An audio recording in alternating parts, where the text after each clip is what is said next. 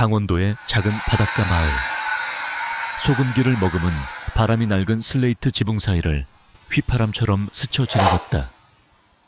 갈매기들의 날카로운 울음소리만이 가난하지만 평화로운 마을의 정적을 깨우고 있었다. 오하나. 22살의 이 젊은 여성은 그 평화로운 풍경의 일부였다. 그녀는 갯바위 근처에서 자라는 약초를 캐고 있었다. 거친 바닷바람에 그을린 피부 투박한 옷차림. 그러나 그 모습 속에서도 그녀의 맑고 선한 눈망울과 오뚝한 콧날은 숨길 수 없는 청초한 아름다움을 간직하고 있었다. 그녀의 작고 투박하지만 야무진 손이 능숙하게 약초의 뿌리를 캐냈다. 이 약초들은 그녀의 유일한 가족이자 세상의 전부인 할머니의 기침을 먹게 해줄 유일한 희망이었다. 할머니 나왔어. 하나가 낡은 대문을 열고 들어서며 외쳤다. 방 안낡은 요 위에 누워있던 할머니가 힘겹게 몸을 일으켰다. 할머니의 기침소리가 금방이라도 부서질 듯 위태로웠다. 우리 강아지 왔구나. 춥지는 않았어. 하나는 할머니의 곁에 앉아 방금 캐온 약초로 정성껏 죽을 쑤기 시작했다. 두 사람의 대화 속에서 그들의 절박한 현실이 드러났다. 몇 달째 계속되는 할머니의 병세. 그리고 병원에서 날아온 수술비 청구서. 그들에게는 감당할 수 없는 거액의 돈이었다. 그날 밤 하나는 잠든 할머니의 거친 손을 잡고 조용히 울었다. 그리고 결심했다. 다음 날 새벽, 하나는 작은 보따리 하나를 맨 채 할머니에게 작별 인사를 구했다. 할머니 꼭 돈 많이 벌어서 수술시켜 드릴게. 금방 돌아올 거야. 그러니까 그때까지 꼭 건강해야 해. 그녀의 목적지는 서울이었다. 그녀가 평생 한 번도 가본 적 없는 거대하고 낯선 도시. 바로 그 시각, 서울의 심장부 강남, 화려한 불빛으로 잠들지 않는 그 도시의 가장 높은 곳 한 펜트하우스에서 거대한 비즈니스의 운명을 건 파티가 열리고 있었다. 그 파티의 중심에는 박진우가 있었다. 그는 대한민국 최고의 럭셔리 호텔 체인 아우라 호텔의 총괄 본부장이자 아우라 그룹의 유일한 후계자였다. 29의 젊은 나이, 모델처럼 완벽한 외모와 그보다 더 냉철하고 예리한 두뇌를 가진 남자. 그는 수많은 아첨꾼들에게 둘러싸여 있었지만 그 누구에게도 마음을 주지 않았다. 그의 관심은 오직 눈앞의 중요한 인수합병 계약을 성공시키는 것뿐이었다. 그리고 그 계약의 성사를 축하하는 샴페인 잔이 부딪히는 바로 그 순간, 그의 비극은 시작되었다. 패배한 경쟁사의 대표가 아기를 숨긴 축하의 미소를 지으며 그에게 다가왔다. 그리고 모두가 방심한 그 찰나의 순간, 그의 샴페인 잔에 추적 불가능한 최신 화학 독극물이 소리 없이 투입되었다. 진우는 그 사실을 알지 못했다. 그는 성공의 여운에 잠겨 그 독이 든 샴페인을 단숨에 들이켰다. 몇 분 후 독이 퍼지기 시작했다. 갑작스러운 극심한 고통이 그의 온몸을 꿰뚫었다. 시야가 흐려지고 숨을 쉬기조차 힘들어졌다. 그는 자신이 독살당했다는 것을 직감했다. 그는 소란을 일으키지 않기 위해 필사적으로 평정을 가장했다. 그리고 자신의 충실한 비서를 부르기 위해 파티장을 빠져나왔다. 그러나 그의 몸은 이미 그의 통제를 벗어나고 있었다. 그는 자신의 차에 도착하기도 전에 비틀거리며 건물의 어두운 뒷골목으로 쓰러지고 말았다. 하늘에서는 마치 그의 운명을 조롱하듯 차가운 장대비가 쏟아지기 시작했다. 아무도 그를 도와주지 않았다. 화려한 도시의 밤은 쓰러진 한 남자의 고통에 무심했다. 바로 그때였다. 오하나가 그 골목에 들어선 것은, 강원도에서 출발한 고속버스는 그녀를 복잡한 터미널에 내려놓았다. 그녀는 완전히 길을 잃었다. 쏟아지는 비를 피하기 위해 그녀는 무작정 어두운 골목 안으로 뛰어들었다. 그리고 그녀는 발견했다. 쓰러져 있는 한 남자를. 그녀는 두려워했다. 그러나 그녀의 선한 본성은 그를 외면하는 것을 허락하지 않았다. 그녀는 조심스럽게 그에게 다가갔다. 남자의 입술은 파랗게 변해 있었고 숨소리는 금방이라도 끊어질 듯 위태로웠다. 그 순간 그녀의 뇌리에 할머니의 가르침이 스쳐 지나갔다. 그녀는 독초에 중독된 사람의 증상과 그 응급처치법에 대해 귀에 못이 박히도록 들어왔다. 그녀는 이것이 중독 증상임을 직감했다. 그녀는 필사적으로 주변을 살폈다. 그리고 기적처럼 발견했다. 보도블록 틈새에서 자라고 있는 질경이 몇 포기를. 그녀는 망설이지 않았다. 그녀는 잎사귀를 뜯어 자신의 입에 넣고 잘게 씹었다. 그리고 그렇게 만든 거친 펄프를 남자의 손목 안쪽에 혈관이 뛰는 곳에 붙이고 자신의 손수건으로 단단히 감쌌다. 독의 확산을 늦추기 위한 민간 응급처치법이었다. 진우는 희미해져 가는 의식 속에서 마지막 순간을 느끼고 있었다. 그때 그의 피부에 시원한 감촉과 함께 쌉쌀한 풀냄새가 느껴졌다. 흐릿한 시야 속에서 한 소녀의 얼굴이 보였다. 그녀의 눈에는 절박한 걱정이 가득했다. 그는 마지막 남은 힘을 쥐어짜냈다. 그는 손을 뻗어 자신의 넥타이에 꽂혀 있던 백금타이 클립을 빼냈다. 그 클립에는 아우라 그룹의 후계자에게만 주어지는 불사조의 문양이 새겨져 있었다. 그는 그것을 소녀의 작은 손바닥에 쥐어주었다. 그리고 갈라진 목소리로 단 한마디를 내뱉었다. 와. 그것이 그의 마지막 기억이었다. 그는 완전한 어둠 속으로 빠져들었다. 하나는 자신의 손바닥에 남겨진 차갑고 묵직한 타이 클립을 내려다보았다. 그 물건이 보통 물건이 아니라는 것을 그녀는 직감했다. 이 남자는 보통 사람이 아니다. 자신은 지금 엄청난 사건에 휘말린 것이다. 그녀의 심장이 공포로 미친 듯이 뛰기 시작했다. 그녀는 남자의 스마트폰을 집어들어 119 긴급 전화를 걸었다. 그리고 골목에 사람이 쓰러져 있다고 신고한 후 그 타이 클립을 쥔 채 그대로 빗속을 향해 미친 듯이 달리기 시작했다. 구급차가 도착하기 전에 그녀는 이미 서울의 폭풍우 치는 밤 속으로 완벽하게 모습을 감춘 후였다. 폭풍우가 핥히고 지나간 서울의 아침은 언제 그랬냐는 듯 거짓말처럼 맑았다. 그러나 오하나의 마음은 여전히 폭풍의 한가운데에 있었다. 그녀는 지금 서울의 수많은 미로 같은 골목 중 하나에 위치한 좁고 허름한 고시원 단칸방에 있었다.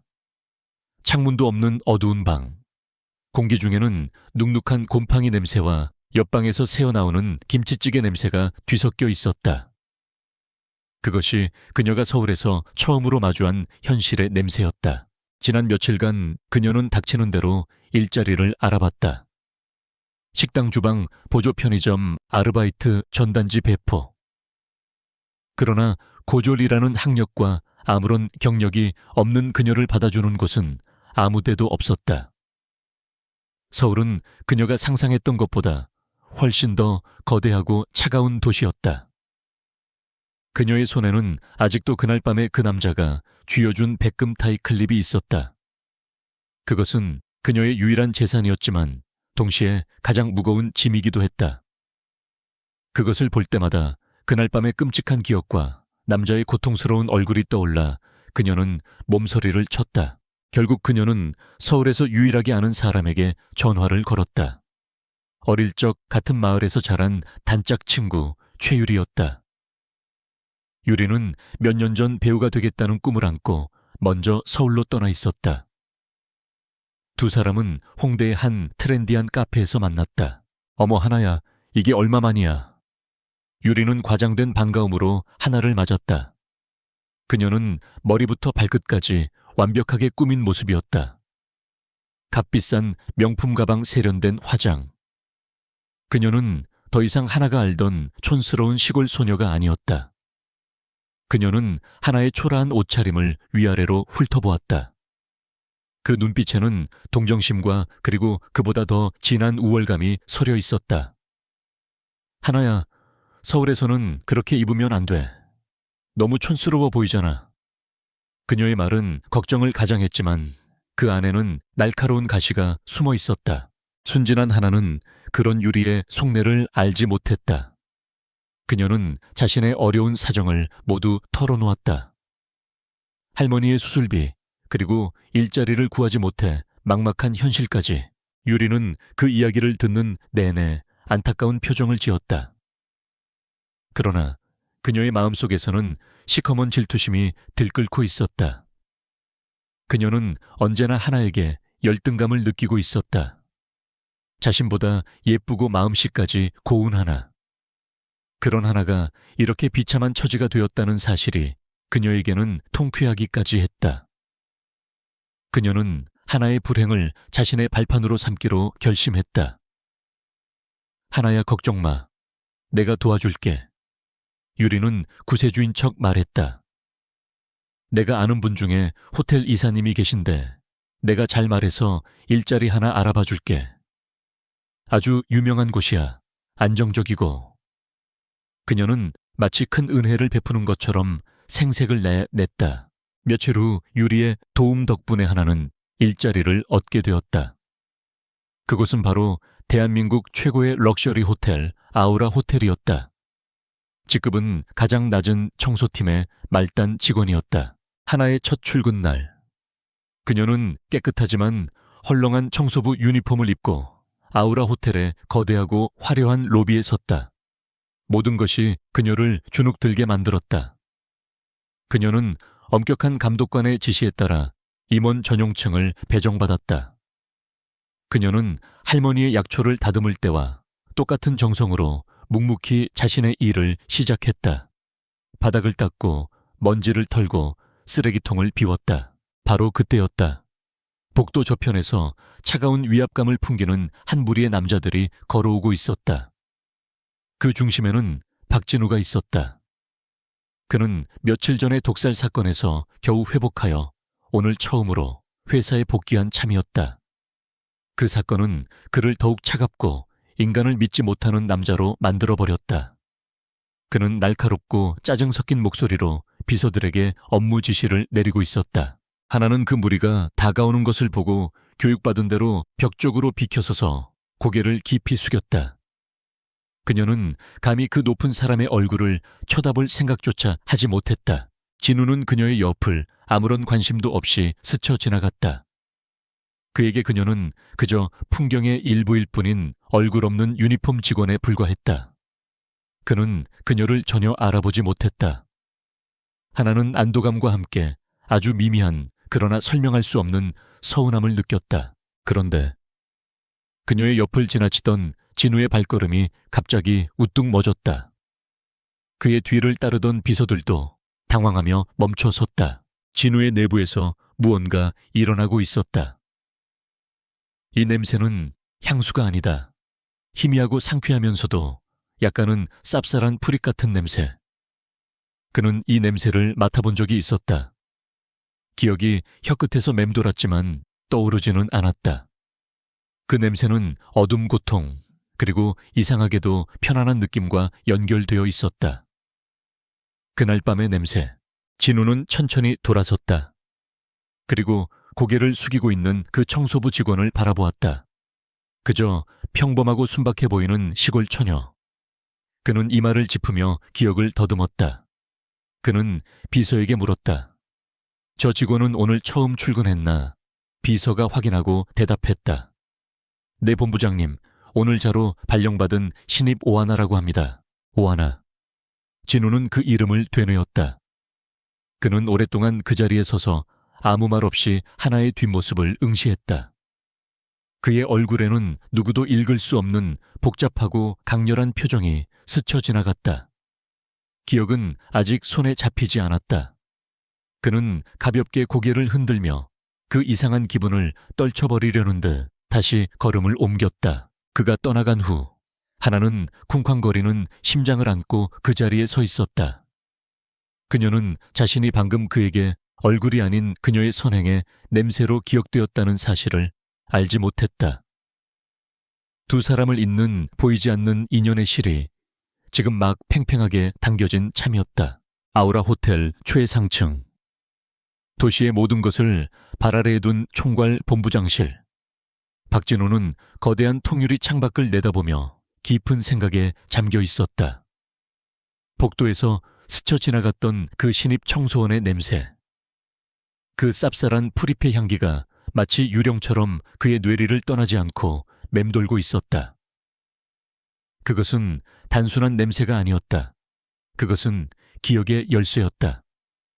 그러나 그 열쇠로 열어야 할 기억의 문은 굳게 닫혀 있었다. 그는 인터폰의 버튼을 눌렀다.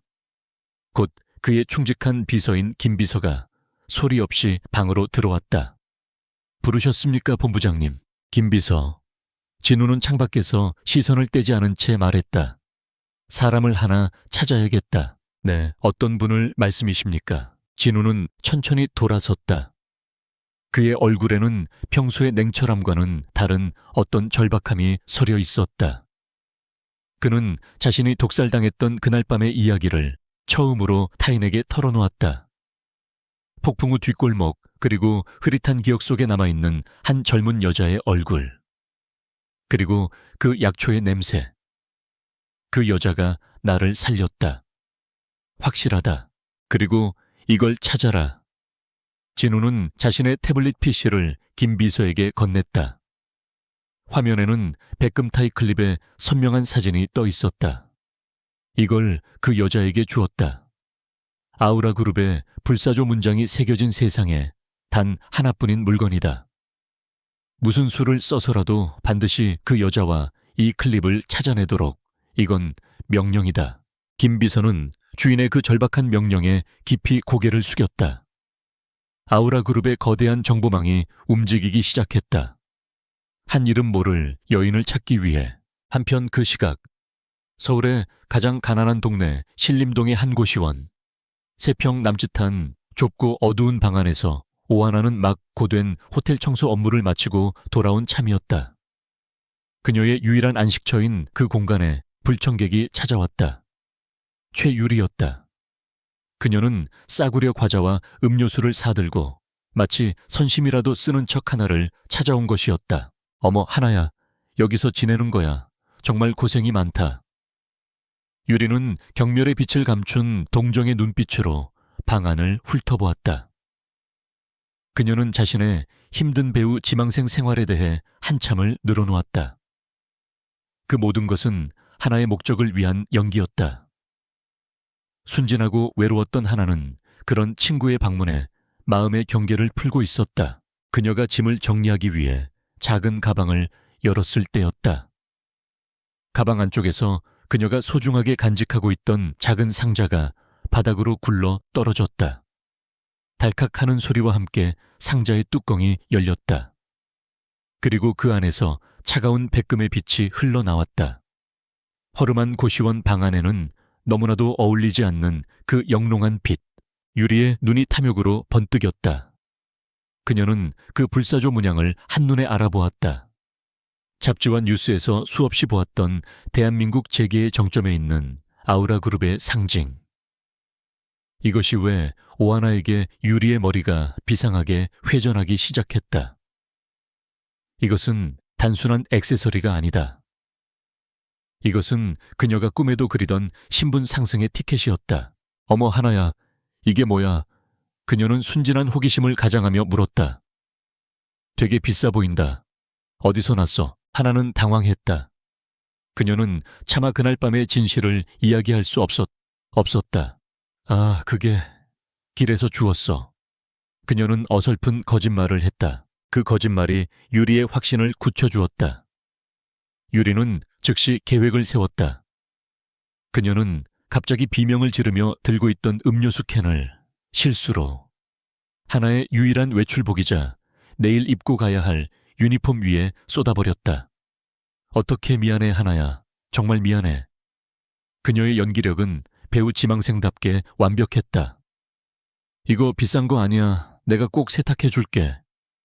이 근처에 얼룩 잘 빼는 세탁소가 있거든. 그녀는 하나의 거절에도 불구하고 막무가내로 그녀의 젖은 유니폼을 빼앗아 들었다.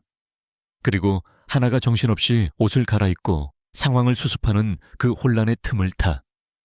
그녀는 열려있던 상자에서 귀신같이 그 백금 타이 클립을 손바닥 안에 숨겨 자신의 명품 핸드백 깊숙이 집어넣어 넣었다. 유리는 가짜 미안함이 가득한 얼굴로 하나의 방을 나섰다.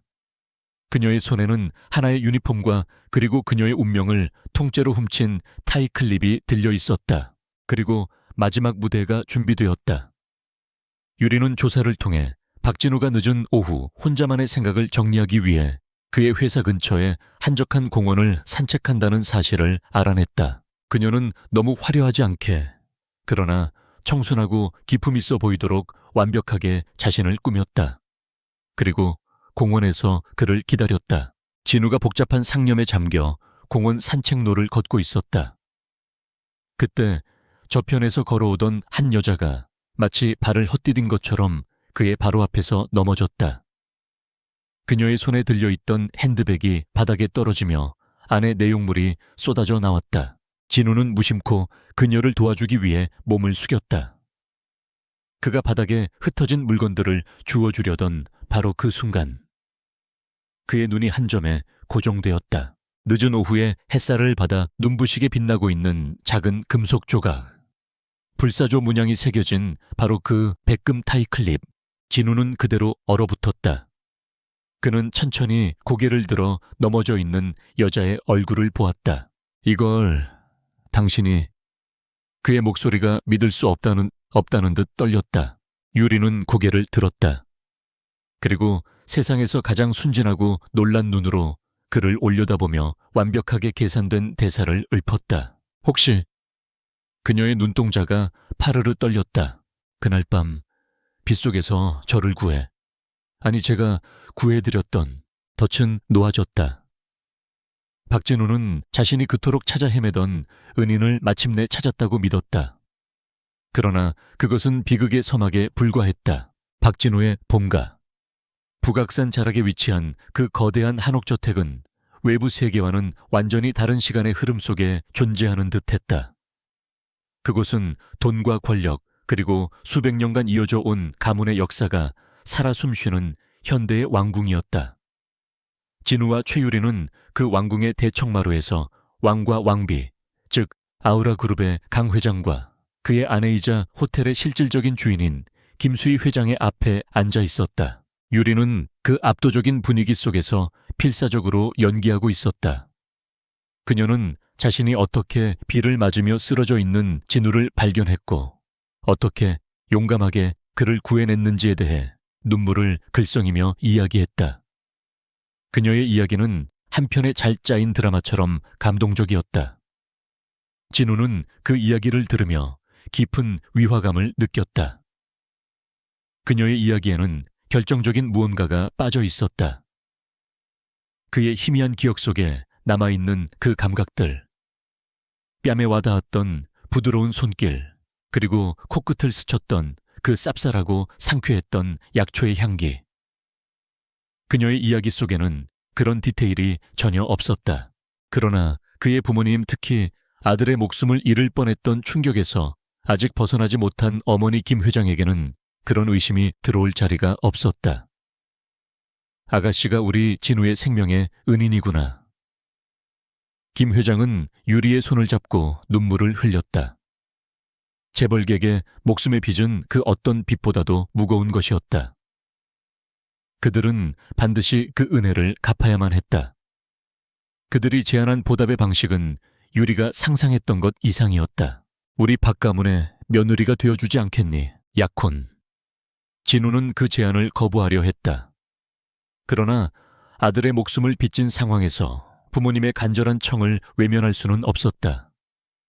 그는 이것이 사랑이 아닌 의무와 책임의 문제라고 스스로를 설득했다. 그는 마지못해 그 제안을 수락했다. 단 한 가지 조건을 걸었다. 그것은 정식 결혼이 아닌 계약 약혼이라는 형태를 취하는 것이었다. 은혜를 갚기 위한 비즈니스적인 거래. 유리는 자신의 마음속 환호성을 감추고 비련의 여주인공처럼 마지못해 그 제안을 수락하는 척 연기했다. 그날 이후 두 여자의 삶은 극과 극으로 갈렸다. 최유리는 하루아침에 재벌가의 예비 며느리가 되었다. 그녀는 청담동의 명품샵을 제 집처럼 드나들었고 최고급 레스토랑에서 식사를 했으며 SNS에 자신의 화려한 일상을 과시했다. 그녀는 호텔 직원들에게 오만하고 무례하게 굴었다. 한편 오하나는 여전히 호텔의 가장 낮은 곳에서 묵묵히 자신의 일을 했다. 그녀는 동료들에게 친절했고 굳은 일도 마다하지 않았으며 자신의 박봉의 대부분을 고향의 할머니에게 보냈다. 두 사람은 모든 면에서 정반대였다. 박진우는 공식적인 약혼자가 된 유리를 알아가려 노력했다.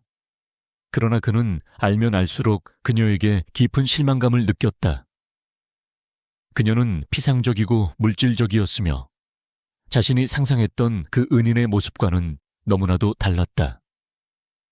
오히려 그의 마음을 끈 것은 자꾸만 우연처럼 마주치게 되는 그 청소원 오하나였다. 그는 그녀의 조용한 성실함을 지켜보았다. 노인 손님에게 상냥하게 길을 안내하는 모습을, 동료의 실수를 말없이 감싸주는 모습을. 그는 이유를 알 수 없는 강한 끌림을 느꼈지만 약혼자가 있는 자신의 처지에서 그것이 부적절한 감정이라고 스스로를 다그쳤다. 그러던 어느 날 사건이 터졌다. 호텔의 VVIP 스위트룸에 묵고 있던 한 외국인 여성 손님이 자신의 다이아몬드 귀걸이가 없어졌다며 소란을 피웠다. 그 귀걸이는 돌아가신 남편의 유품으로 돈으로는 환산할 수 없는 소중한 물건이었다. 호텔은 발칵 뒤집혔다. 모든 직원이 동원되어 객실을 수색했지만 귀걸이는 나오지 않았다. 그날 그 방을 마지막으로 청소했던 담당자는 바로 오하나였다. 최유리와 한패인 정 부장을 비롯한 몇몇 직원들은 그녀를 범인으로 몰아붙이기 시작했다. 궁지에 몰린 하나. 그러나 그녀는 당황하지 않았다. 그녀는 침착하게 자신의 행동을 되짚어 보았다. 그리고 그녀는 기억해냈다. 청소기를 돌릴 때 두꺼운 양탄자 근처에서 무언가 반짝했던 아주 사소한 기억을. 그녀는 다시 한번 방을 수색하게 해달라고 간청했다. 다른 직원들이 눈에 보이는 곳만 뒤지는 동안 하나는 무릎을 꿇고 그 두꺼운 양탄자의 털 사이를 손가락으로 샅샅이 훑기 시작했다. 그리고 마침내 그녀는 그것을 찾아냈다. 양탄자의 깊숙한 털 속에 엉켜있던 그 작은 다이아몬드 귀걸이를. 손님은 기쁨의 눈물을 흘리며 그녀의 정직함과 성실함에 아낌없는 찬사를 보냈다. 박진우는 그 모든 광경을 자신의 사무실에 있는 CCTV 모니터를 통해 지켜보고 있었다. 그는 깊은 감명을 받았다. 만약 최유리였다면 이런 상황에서 어떻게 행동했을까? 아마도 호텔의 명예를 운운하며 손님에게 보상을 제안하거나 책임을 직원에게 떠넘겼을 것이다. 그러나 오하나는 달랐다.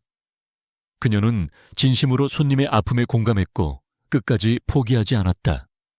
그 진실된 마음, 그것이야말로 그가 자신의 은인에게서 느꼈던 바로 그 감정이었다. 자신이 엉뚱한 여자를 옆에 두고 있다는 확신이 그의 온몸을 휩쌌다. 약혼녀의 인격과 하나의 인격 사이의 간극은 더 이상 무시할 수 없을 정도로 거대했다. 그날 밤 진우는 자신의 사무실에서 2개의 CCTV 화면을 동시에 띄워놓고 있었다.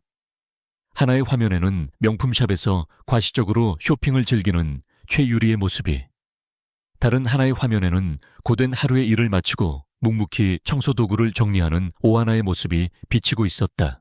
그는 인터폰을 눌러 김비서를 호출했다. 김비서. 그의 목소리는 그 어느 때보다 차갑고 단호했다. 최유리, 그리고 오하나. 그 두 사람에 대해 처음부터 다시 전부 다 조사해. 아주 사소한 것까지 단 하나도 빼놓지 말고. 진실을 찾기 위한 그의 진짜 싸움이 이제 막 시작된 참이었다. 최유리의 마음속에 독사가 또아리를 틀기 시작했다. 박진우의 관심이 명백하게 오하나를 향하고 있다는 사실. 그것은 그녀의 자존심을 짓밟고 그녀의 신분 상승이라는 달콤한 꿈을 위협하는 가장 큰 장애물이었다. 그녀는 결심했다. 오하나를 이 호텔에서, 아니 박진우의 인생에서 영원히 제거해버리기로 그녀는 먼저 진우를 찾아갔다. 그리고 질투하는 약혼녀를 완벽하게 연기했다. 진우 씨, 요즘 왜 그렇게 저 시골뜨기 청소부한테 관심이 많아요? 사람들이 이상하게 생각한다고요. 그녀의 목소리에는 가증스러운 불안과 애정이 섞여 있었다. 그러나 진우의 반응은 차가웠다. 내 직원을 챙기는 건 내 일이다. 당신이 상관할 바 아니야. 그의 냉정한 거절은 유리의 분노에 기름을 부었다. 그녀는 이제 망설이지 않기로 했다. 유리는 호텔의 객실 관리팀 정 부장을 은밀하게 불러냈다. 정 부장은 오랫동안 호텔의 비품을 빼돌리며 뒷돈을 챙겨온 탐욕스러운 남자였다. 유리는 그의 약점을 정확하게 파고들었다. 그녀는 그에게 거액의 돈 봉투와 미래의 승진을 약속했다. 그 대가로 그녀는 오하나를 파멸시킬 완벽한 함정을 설계했다. 그들의 계획은 치밀하고 잔인했다. 며칠 후 호텔의 최고층 프레지덴셜 스위트룸에 중화권의 거물급 VVIP 손님인 첸 회장이 투숙했다. 정 부장은 교묘하게 근무표를 조작하여 그 스위트룸의 청소를 오하나 단 한 사람에게만 배정했다. 오하나 씨, 첸 회장님께서 급하게 룸 클리닝을 요청하셨네.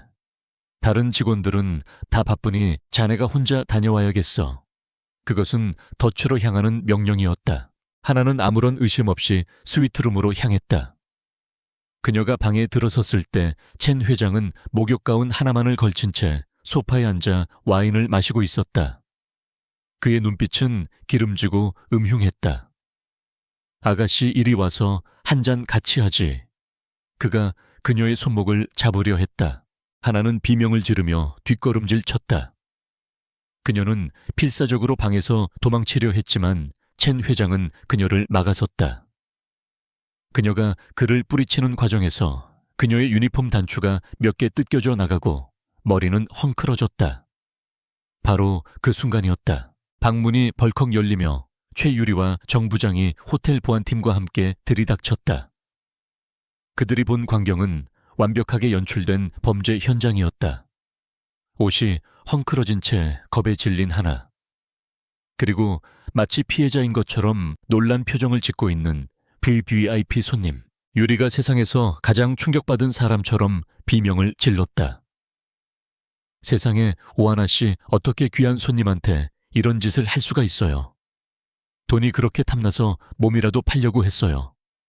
그녀의 악랄한 목소리가 스위트룸 전체에 울려 퍼졌다. 정 부장도 거들었다. 이런 파렴치한 당장 이 여자를 끌어내 경찰에 넘겨야겠어. 하나는 완벽한 함정에 빠졌다. VVIP 손님과 호텔 관리자, 그리고 무엇보다 이 호텔 총괄 본부장의 약혼녀. 그들 모두가 그녀를 범인으로 지목하고 있었다. 그녀의 말은 아무도 믿어주지 않을 것이다. 보안팀 직원들이 그녀의 팔을 거칠게 붙잡았다. 그녀의 눈에서 절망의 눈물이 흘러내렸다. 이제 모든 것이 끝이라고 생각한 바로 그 순간이었다. 잠깐, 얼음처럼 차갑고 모든 것을 압도하는 권위적인 목소리. 그 목소리에 방 안의 모든 움직임이 멎었다. 박진우가 열린 문 앞에 서 있었다. 그는 비서 김 실장으로부터 수상한 근무표 변경에 대한 보고를 받고 즉시 이곳으로 달려온 것이다. 그는 방 안의 광경을 천천히 훑어보았다. 그는 히스테릭하게 연기하는 유리를 보지 않았다. 그는 겁에 질린 첸 회장도 보지 않았다. 그의 시선은 오직 한 곳. 눈물을 흘리며 공포에 떨고 있는 오하나의 얼굴에 고정되어 있었다. 그는 천천히 방 안으로 걸어 들어왔다. 그는 먼저 첸 회장을 향해 나직하게 말했다. 첸 회장님, 다음 달에 우리 호텔 면세점과의 대규모 재계약 건이 있는 걸로 아는데 맞습니까? 그것은 질문이 아니었다. 그것은 부드러운 그러나 날카로운 협박이었다. 그는 다음에 정 부장을 보았다. 정 부장, 내 사무실로. 그것은 사형 선고였다. 그리고 마지막으로 그는 자신의 약혼녀 최유리를 보았다. 그의 눈은 만년설처럼 차가웠다. 그는 그녀에게 아무 말도 하지 않았다. 그러나 그 침묵이 그 어떤 질책보다 더 무서웠다. 그리고 그는 마침내 겁에 질려 굳어있는 하나의 앞으로 다가갔다. 그는 자신이 입고 있던 수천만 원짜리 최고급 명품 수트 재킷을 벗었다. 그리고 그 재킷을 그녀의 작은 어깨 위에 부드럽게 덮어주었다. 그녀의 초라한 청소부 유니폼을 가려주기 위한 행동이었다. 그것은 보호와 그리고 소유의 강력하고 상징적인 행위였다. 그는 그녀에게만 들릴 목소리로 부드럽게 속삭였다. 괜찮아. 내가 있으니 이제 괜찮아. 그 한마디에 하나의 눈에서 참고 있던 눈물이 폭포수처럼 쏟아져 내렸다. 진우는 기절한 듯 자신의 품에 쓰러지는 그녀를 부드럽게 안아들었다. 그리고 자신의 실패한 계획의 잔해 속에서 망연자실해 있는 공모자들을 뒤로 한 채 조용히 그 방을 빠져나갔다. 그는 다시 한번 그녀를 구했다.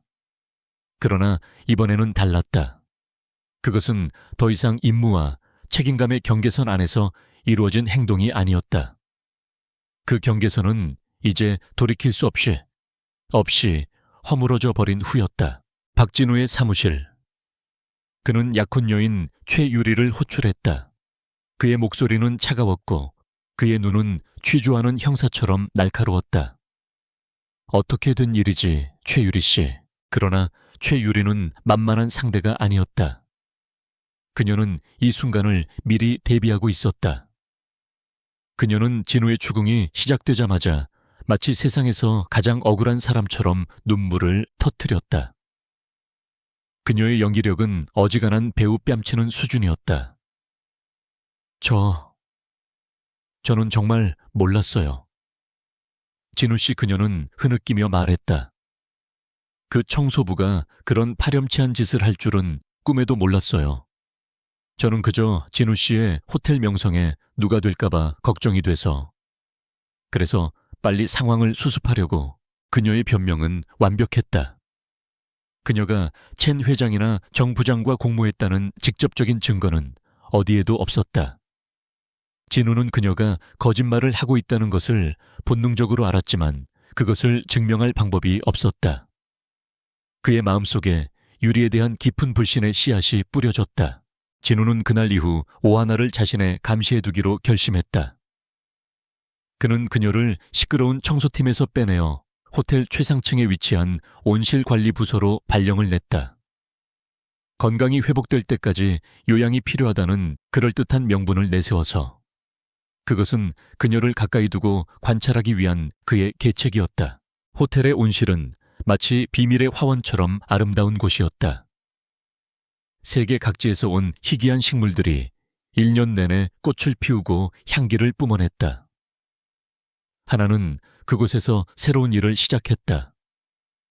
그녀는 흙을 만지고 식물을 돌보는 일을 진심으로 사랑했다.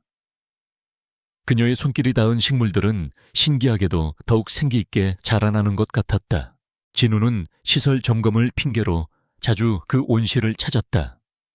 그는 약초를 돌보는 하나의 곁에 서서 무심한 척 질문을 던졌다. 이 풀은 어디에 쓰는 거지? 이건 어성초라는 거예요. 해독작용이 뛰어나서 예전부터 민간에서는 약으로 많이 썼어요. 하나가 흙냄새와 풀냄새가 섞인 손을 보여주며 해맑게 대답했다. 진우의 심장이 다시 반응했다. 그의 노을의 어두운 골목과 빗소리, 그리고 자신의 피부에 와닿았던 시원한 감촉의 기억이 섬광처럼 스쳐 지나갔다. 그는 자신도 모르게 그녀에게 강하게 끌리고 있는 자신을 발견했다. 그러나 그는 약혼자가 있는 몸, 그는 필사적으로 그 감정을 억눌렀다. 하나는 그런 진우의 속마음을 알지 못했다. 그녀는 그저 자신에게 친절을 베푸는 이 젊은 상사가 고마우면서도 동시에 두려웠다. 그의 강렬한 눈빛과 그날 밤의 기억이 그녀를 혼란스럽게 만들었다. 두 사람의 만남은 언제나 긴장감과 말없는 탐색전으로 가득 차 있었다. 그러던 어느 날 아우라 그룹의 진정한 여왕이 돌아왔다. 진우의 어머니이자 그룹의 실질적인 주인인 김수희 회장이 긴 해외 출장을 마치고 귀국한 것이다. 그녀는 쉰을 훌쩍 넘긴 나이였지만 그 우아함과 카리스마는 그 어떤 젊은 여배우도 따라갈 수 없는 것이었다.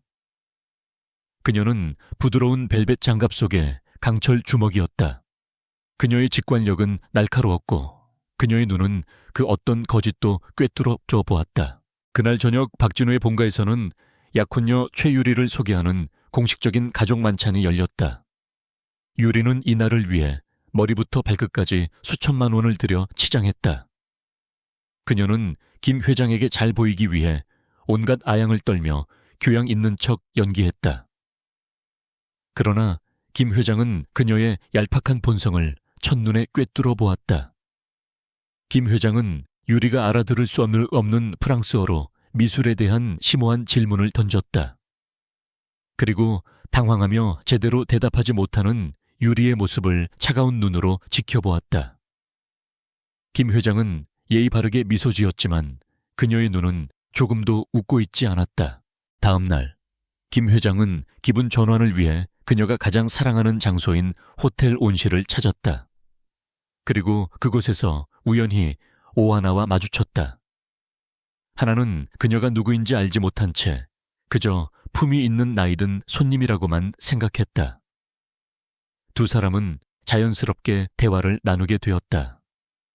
하나는 순수하고 솔직하게 자신의 이야기를 했다. 고향에 계신 할머니 이야기 식물을 사랑하는 마음에 대해. 김 회장은 그녀의 꾸밈 없는 진솔함과 그 맑은 눈동자에 깊은 매력을 느꼈다. 이 아이는 진짜다. 그녀는 직감했다. 그날 밤 김 회장은 아들 진우를 자신의 서재로 불렀다.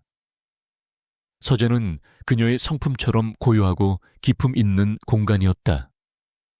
그녀는 정성스럽게 분재를 손질하며 아들에게 말했다. 그녀는 아들을 쳐다보지 않았다. 진우야, 그 최유리라는 아이 말이다. 그녀의 목소리는 조용했지만 그 안에는 강철 같은 의지가 담겨 있었다. 우리 박가문의 안주인이 될 그릇은 아니더구나. 그 아이의 눈빛에는 진심이 없어. 그녀는 가위로 작은 가지 하나를 잘라냈다. 온실에 있던 그 아이. 이름이 하나라고 했지. 내 어머님. 그 아이의 눈은 참 맑더구나.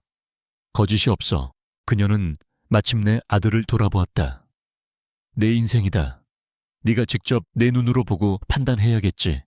하지만 어미의 말을 기억하거라. 보석과 유리를 혼동해서는 안 된다. 그것은 명령이 아니었다. 그러나 그 어떤 명령보다 더 무거운 지혜의 말이었다. 어머니의 그 한마디는 진우의 마음속에 있던 마지막 의심의 안개를 걷어내 주었다. 그의 조사는 이제 단순한 의심을 확인하는 차원을 넘어섰다. 그것은 자신의 심장과 어머니의 직관이 가리키는 진실을 증명하기 위한 싸움이 되었다. 최유리를 옥죄는 그물망이 서서히 좁혀지고 있었다. 최근 하나의 몸에 이상한 변화가 찾아왔다. 아침마다 속이 메스꺼리고 어지러웠다. 예전에는 흙냄새 풀냄새가 그렇게 좋았는데 이제는 온실의 비료 냄새만 맡아도 헛구역질이 났다. 처음에는 그저 낯선 서울 생활의 스트레스와 과로 때문이라고 생각했다. 그러나 증상은 점점 심해졌다. 어느 날 아침, 온실에서 일을 하던 중 그녀는 갑작스러운 현기증을 느끼고 그 자리에 주저앉고 말았다. 그 모습을 본 나이 많은 동료 여직원이 걱정스러운 얼굴로 다가왔다. 그리고 그녀의 상태를 살피더니 조심스럽게 물었다. 아가씨, 혹시 몸에 액이 들어선 거 아니야? 그 한마디는 마치 날카로운 비수처럼 하나의 심장에 박혔다. 그녀의 머릿속이 하얗게 비어버렸다. 설마, 아닐 거야. 그 끔찍했던 하룻밤의 악몽. 그것이 이런 결과를 낳았을 리가 없어. 그날 퇴근 후 하나는 떨리는 발걸음으로 약국으로 향했다. 그리고 임신 테스트기를 샀다. 자신의 고시원 단칸방. 그 누구도 없는 어둡고 차가운 공간에서 그녀는 떨리는 손으로 테스트를 했다. 결과를 기다리는 그 몇 분이 마치 몇 년처럼 길게 느껴졌다. 그리고 마침내 테스트기 위에 나타난 두 줄의 붉은 선. 그 선명한 두 줄의 선은 그녀에게 사형 선고나 다름없었다. 그녀는 임신했다. 그녀의 세상이 무너져 내렸다. 기쁨이 아니었다. 그것은 절대적인 절망이었다. 이 아이, 자신의 뱃속에서 자라고 있는 이 생명은 사랑의 결실이 아니었다. 그것은 폭력과 공포의 밤이 남긴 지울 수 없는 상처이자 낙인이었다. 그녀는 수치심과 두려움, 그리고 압도적인 외로움에 휩싸였다. 이 아이를 어떻게 해야 하나? 고향의 할머니에게는 뭐라고 말해야 하나? 그녀는 낙태를 생각했다. 그러나 자신의 뱃속에 있는 무고한 생명을 자신의 손으로 지울 수는 없었다. 그녀는 결심했다. 이 사실을 아무에게도 알리지 않겠다고. 조용히 호텔을 그만두고 아무도 자신을 모르는 곳으로 가서 홀로 이 아이를 낳아 기르겠다고. 그것은 너무나도 무겁고 외로운 십자가였다. 한편 최유리는 초조했다. 박진우의 마음이 점점 더 오한에게로 향하고 있다는 사실을 그녀는 본능적으로 느끼고 있었다. 그녀는 더 이상 기다릴 수 없었다. 그녀는 정부장에게 오하나의 일거수일투족을 감시하라고 지시했다. 그리고 며칠 후 정부장은 유리에게 결정적인 보고를 했다. 그는 오하나를 미행했다. 그리고 그녀가 허름한 동네에 산부인과 병원으로 들어가는 것을 목격한 것이다. 그것이 무엇을 의미하는지 유리는 즉시 알아차렸다. 유리는 분노와 공포에 휩싸였다. 아이, 오하나가 박진우의 아이를 임신했다. 만약 그 아이가 태어나면 유전자 검사를 하게 될 것이다. 그러면 자신의 모든 거짓말이 탈로 나게 된다. 그 아이는 자신이 쌓아 올린 모든 것을 한순간에 무너뜨릴 시한폭탄이었다. 그녀의 질투는 이제 살해로 변했다. 그녀는 더 이상 하나를 회사에서 쫓아내는 수준으로는 만족할 수 없었다. 그 문제를 영원히 제거해버려야만 했다. 유리의 머리가 얼음처럼 차갑게 회전하기 시작했다. 그녀는 정부장에게 말했다. 그 년과 뱃속의 새끼 둘 다 없애버려야 해. 아주 깨끗하게. 그녀의 목소리에는 한치의 망설임도 없었다. 그녀는 새로운 계획을 세우기 시작했다. 그것은 완벽한 사고여야만 했다. 누구도 의심하지 못할 비극적이고 안타까운 사고. 그녀는 호텔의 구조와 시스템의 허점을 이용하기로 했다. 그녀의 눈이 광기로 번뜩였다. 자신의 고급 아파트 창밖으로 펼쳐진 서울의 화려한 야경을 내려다보며 그녀는 차가운 미소를 지었다. 그녀는 시골뜨기 계집애와 그 잡종 새끼가 자신의 인생을 망치도록 내버려 두지 않을 것이다. 이제 이 게임은 더 이상 단순한 연애 싸움이 아니었다. 그것은 목숨을 건 전쟁이었다. 최유리의 악마적인 계획은 신속하고 치밀하게 실행에 옮겨졌다. 그녀의 목표는 아우라 호텔 중앙 로비의 천장에 매달린 거대한 크리스탈 샹들리에였다. 무게가 수톤에 달하는 그 샹들리에는 호텔의 상징이자 가장 화려한 장식물이었다. 마침 그 샹들리에의 정기 안전 점검일이 다가오고 있었다. 유리는 정부장에게 거액의 돈을 건네며 지시했다. 점검을 담당하는 외부 업체 직원을 매수하여 샹들리에를 지탱하는 메인 와이어의 잠금 장치를 미세하게 파손시키라고. 그 파손은 평상시에는 눈에 띄지 않지만 바닥에서 강력한 진동이 전해졌을 때 마치 도미노처럼 연쇄적으로 파괴되도록 설계된 시한폭탄과도 같은 것이었다. 그리고 그 진동을 일으킬 장치는 바로 오하나가 매일같이 사용하는 대형 바닥 광택기였다. 유리는 완벽한 알리바이를 만들었다. 사건이 예정된 그날 저녁 그녀는 수많은 기자들과 셀러브리티들이 모이는 한 패션 브랜드의 런칭 행사에 참석했다. 그리고 의도적으로 카메라 앞에서 환한 미소를 지으며 자신의 존재를 과시했다. 한편 박진우의 사무실에서는 김 비서가 그에게 중간조사 결과를 보고하고 있었다. 김 비서는 최유리의 통화 내역과 계좌 추적을 통해 그녀와 정부장 사이에 의심스러운 돈 거래를 포착했다. 그리고 그들이 최근 샹들리에의 유지보수 일정에 비정상적인 관심을 보였다는 사실까지도 알아냈다. 거기에 양심의 가책을 느낀 한 유지보수 업체 직원의 익명 제보까지 더해졌다. 본부장님, 아무래도 이상합니다.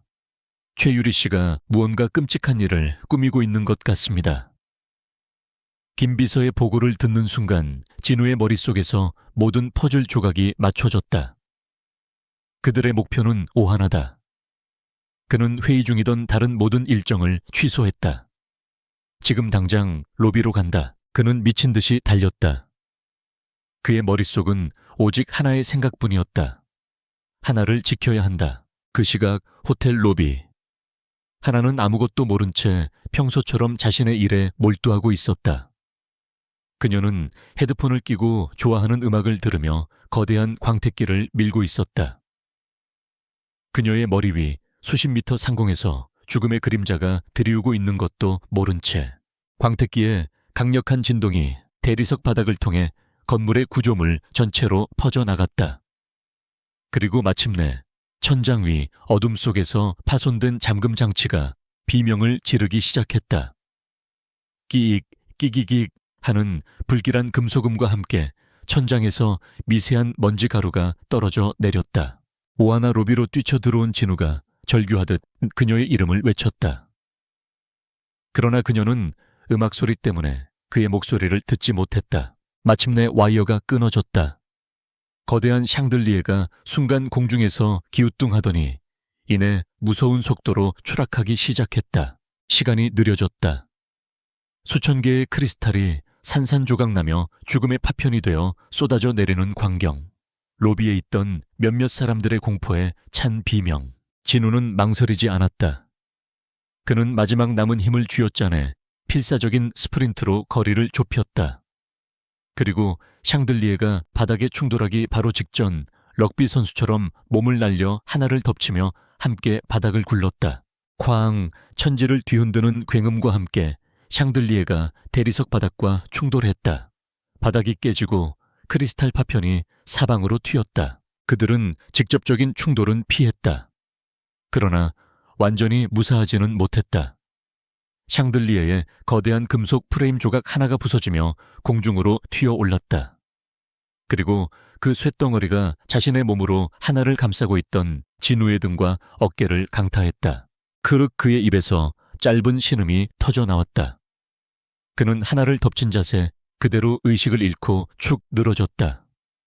로비는 먼지와 유리 조각 그리고 비명 소리로 아수라장이 되었다. 장면은 병원으로 바뀐다. 병원 응급실 복도. 피를 흘리며 반쯤 의식이 없는 진우가 이동 침대에 실려 급하게 옮겨지고 있었다. 하나는 그의 피로 손이 범벅이 된 채 울면서 그 침대의 옆을 필사적으로 따라달렸다. 그녀는 충격과 공포에 휩싸여 있었지만 다행히 다친 곳은 거의 없었다. 진우가 자신의 몸으로 모든 충격을 막아준 덕분이었다. 수술실로 들어가기 직전 진우는 고통 속에서 희미하게 의식을 되찾았다. 그는 마지막 남은 힘으로 하나의 손을 움켜쥐었다. 그의 악력은 놀라울 정도로 강했다. 그리고 그는 반복해서 하나의 이름만을 불렀다. 그의 목소리는 고통으로 갈라진 절박한 속삭임이었다. 하나, 오하나, 괜찮아, 다치지 않았어. 구급대원들이 그를 수술실 안으로 밀어 넣었다. 수술실의 문이 닫히는 그 마지막 순간까지 그의 눈은 오직 하나만을 향해 있었다. 하나 혼자 복도에 남겨졌다. 그녀는 그 자리에 주저앉아 울었다. 그녀는 깨달았다. 그의 목숨이 경각에 달린 그 순간에도 그의 머릿속에는 오직 자신의 안위뿐이었다는 사실을. 그의 감정의 깊이가 이제는 더 이상 부정할 수 없는 현실이 되어 그녀의 심장을 아프게 파고들었다. 서울 아우라 호텔 VVIP 병동. 수술실 앞 복도는 소독약 냄새와 숨막히는 긴장감으로 가득 차 있었다. 오하나는 차가운 의자 위에 멍하니 앉아 있었다. 그녀의 손에는 아직도 박진우의 마른 피가 묻어 있었다. 그녀는 그 끔찍했던 순간을 머릿속에서 몇 번이고 되감기하고 있었다. 자신을 향해 쏟아져 내리던 크리스탈과 쇠붙이의 비, 그리고 자신을 감싸 안았던 그의 단단하고 따뜻했던 등. 그는 자신을 구하기 위해 자신의 몸을 던졌다. 그 사실이 그녀의 심장을 무겁게 짓눌렀다. 그때 복도 저편에서 분주한 발소리와 함께 강렬한 아우라를 풍기는 한 무리가 나타났다. 그 중심에는 김수희 회장이 있었다. 그녀의 평소의 우아하고 침착한 모습은 온데간데 없었다. 그녀의 얼굴은 분노로 하얗게 굳어 있었고 그 눈빛은 감히 누구도 마주할 수 없을 정도로 차갑고 날카로웠다. 그녀는 아들의 사고 소식을 듣자마자 모든 일정을 취소하고 달려온 것이다. 그녀는 핏자국이 묻은 옷을 입고 넋을 잃고 앉아있는 하나를 발견했다. 그녀는 며칠 전 온실에서 보았던 그 맑은 눈의 처녀를 기억했다. 그녀는 하나에게 다가갔다. 그녀의 목소리는 분노로 떨리고 있었지만 그 안에는 묘한 온기가 있었다. 아가씨, 다친 곳은 없니? 그 한마디에 꾹 참고 있던 하나의 눈에서 눈물이 터져나왔다. 그녀는 고개를 저었다. 그녀의 그 진심 어린 눈물을 본 김 회장은 모든 것을 직감했다. 이 아이는 가해자가 아니다. 이 아이 역시 피해자다. 김 회장은 즉시 비서 김 실장에게 명령했다. 그녀의 목소리는 강철과도 같았다. 이건 단순한 사고가 아니야. 우리 진우를 노린 계획적인 살인 미수다. 그녀는 김 실장에게 말했다. 1시간 주지. 그 안에 호텔의 모든 CCTV 영상과 사고 관련자 전원을 내 앞으로 데려와. 단 한 명도 빼놓지 말고. 아우라 그룹의 모든 힘이 동원되기 시작했다. 진실을 밝히기 위한 거대한 톱니바퀴가 움직이기 시작한 것이다. 진우가 수술실에 들어가 있는 동안 김 비서는 돌아왔다. 그의 손에는 결정적인 증거가 들려 있었다. 그는 김 회장에게 태블릿 PC를 건넸다. 화면에는 평소 인적이 드문 호텔 비상복도의 CCTV 영상이 재생되고 있었다. 영상 속에는 최유리가 정 부장에게 두툼한 돈 봉투를 건네는 장면과 정 부장이 샹들리에 유지보수 업체 직원에게 무언가를 지시하며 협박하는 장면이 선명하게 찍혀 있었다. 이미 신병이 확보된 그 직원은 모든 것을 자백한 후였다. 바로 그때였다. 복도 저편에서 또각거리는 하이힐 소리와 함께 최유리가 나타났다. 그녀는 완벽하게 슬픔에 잠긴 비련의 약혼녀를 연기하고 있었다. 어머니, 우리 진우 씨는요? 진우 씨 괜찮은 거죠? 네. 그녀는 김 회장의 팔에 매달리며 오열했다. 김 회장은 그런 유리를 벌레를 보는 듯한 차가운 눈으로 내려다보았다. 그리고 아무 말 없이 김 비서에게 눈짓했다. 김 비서는 유리의 눈앞에 그 태블릿 PC 화면을 들이밀었다. 자신이 정 부장에게 돈을 건네는 영상. 그것을 본 유리의 얼굴에서 순식간에 핏기가 가셨다. 그녀의 완벽했던 연기에 거대한 균열이 생기기 시작했다. 바로 그 순간 수술실의 문이 열렸다. 의사가 나왔다. 수술은 성공적으로 끝났습니다. 다행히 생명에는 지장이 없습니다. 장면은 병원의 VVIP 회복실로 바뀐다. 진우는 아직 마취해서 완전히 깨어나지 못한 채 침대에 누워 있었다. 그의 곁에는 하나가 밤새 간호하며 그의 손을 꼭 잡고 있었다. 김 회장도 그곳에 있었다. 그리고 방 한가운데에는 보안 요원들에게 둘러싸인 최유리가 서 있었다. 진우는 천천히 눈을 떴다. 그가 처음으로 본 것은 자신의 손을 잡고 눈물 짓는 하나의 얼굴이었다. 그리고 그는 고개를 돌려 유리를 보았다. 그는 모든 자초지종을 들을 필요도 없었다. 그는 이미 모든 것을 알고 있었다. 그는 쉰 목소리로 그녀의 이름을 불렀다. 그 목소리에는 조용한, 그러나 모든 것을 끝장내는 깊은 혐오감이 담겨 있었다. 최유리, 그 한마디가 그녀의 마지막 이성의 끈을 끊어버렸다. 그녀는 더 이상 연기하지 않았다. 그녀는 미친 사람처럼 웃고 울며 절규하기 시작했다. 그것은 그녀의 추악한 영혼의 마지막 발악이었다. 그래, 내가 그랬어. 그녀가 소리쳤다. 내가 그랬다고. 그 시골뜨기 계집애만 없었으면 당신은 내 남자였고 이 아우라 그룹도 내 것이었어. 다 전연 때문이야. 다 전연이 내 인생을 망쳐놨어. 그녀의 고백은 추하고 저급했으며 그녀의 질투와 탐욕의 깊이를 남김없이 보여주었다. 그녀의 히스테릭한 절규가 끝났을 때 병실 문이 열리고 김 회장이 부른 경찰들이 들어왔다. 그들은 발악하며 저항하는 유리의 팔에 차가운 수갑을 채웠다. 이미 체포된 정부장과 함께 그녀는 살인 미수 혐의로 법의 심판을 받게 될 것이었다. 악녀가 끌려나간 후 병실에는 다시 고요함이 찾아왔다. 진우는 아직 몸을 가누기 힘들었지만 하나의 손을 잡은 힘을 더욱 강하게 주었다. 김 회장은 그런 두 사람의 모습을 복잡하지만 따뜻한 눈으로 바라보고 있었다. 폭풍은 마침내 지나갔다. 모든 가면이 벗겨져 내렸다. 이제 남은 것은 진실뿐이었다. 최유리와 정부장이 경찰에 연행된 후 병원에는 폭풍이 지나간 뒤에 고요함이 찾아왔다. 진실이 밝혀지고 모든 오해가 풀린 지금 박진우와 오하나 두 사람 사이에는 어색하지만 따뜻한 기류가 흐르고 있었다. 그날 밤 진우의 VIP 병실. 진우는 어깨에 붕대를 감은 채 침대에 기대어 앉아 있었다. 그의 곁에는 하나가 밤새 자리를 지키고 있었다. 긴 침묵 끝에 먼저 입을 연 것은 진우였다. 그의 목소리는 아직 쇠약했지만 그 안에는 깊은 진심이 담겨 있었다. 하나야, 미안하다. 그는 사과했다. 그녀를 더 일찍 알아보지 못한 것에 대해, 그녀가 혼자서 고통받도록 내버려 둔 것에 대해, 그리고 유리의 거짓말에 속아 그녀에게 상처를 준 모든 것에 대해 그는 그날 밤의 기억에 대해 이야기했다.